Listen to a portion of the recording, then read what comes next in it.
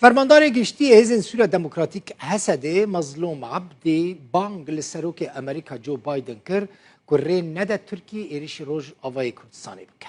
مظلوم عبدی گفت اگر ترکیه با آوایی که بجایی ایریش بکه و روز آوای کردستانی و با کره سوری ویران بکه و شر الدجی داعش جی راوستینه.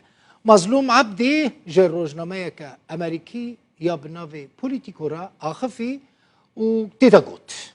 پیوست بو امریکا ری ندابا ترکیه ایرش بکه لی امریکا ری لبر ایرش ترکیه نگرد بر پرسیاری سیاسی و مروی یا ریوبری امریکا و سروکه اوه و باجار کردان و مالبات 12,000 شهید لدجی داعش بپاريزن و لگل هزین امریکی شر داعش کرد هر وها جا امریکا و جا سروک جو بایدن بیجه ده خواستن کره ندن ترکیه اپراسیون نو به بینه. مظلوم عبدی فرماندار گشتی حسده دبیجه.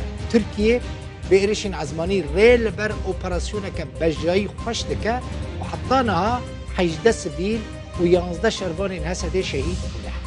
دبیجه ایرش و نافچه ویران بکه و کریزا سوری جی آلوستر بکه.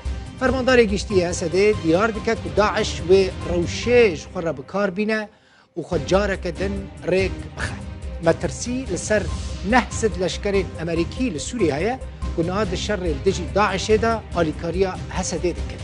مظلوم عبدی گوت ترکیه ایرشی کامپین پنابران دکه که دوان کامپان دا بدهان 1000 مالبات داعش و داعشی گرتینه.